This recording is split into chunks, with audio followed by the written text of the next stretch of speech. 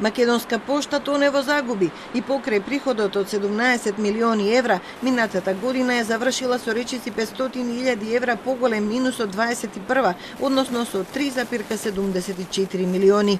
Раководството на пошта пред ревизорите на Македонска берза прикажало побарување од 1,52 милиони евра поради кражби, кусоци од вработени, спогодби, сомнителни како и спорни камати.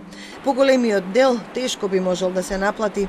Кон разни добавувачи, пошта должи 3,8 милиони евра. Ревизорите се сомневаат дека тој долг е поголем за 1,5 милиони поради наследени долгови од претходните години. Најголеми трошоци предпријатието има за плати. Во 22 за 2267 вработени се исплатени 15,8 милиони евра. Тоа е зголемување на трошоците за половина милион, бидејќи овој загубар за една година вработил уште 174 лица.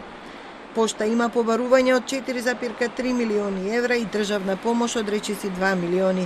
Сепак во извештајот за 22 ревизорите обрнуваат внимание дека понатамошната работа на акционерското друштво зависи од финансиската поддршка на сопственикот, државата, главно поради високите трошоци за плати. Сугерираат и дека е време да се расчисти сопственоста, која уште е делат со Македонски телекомуникации.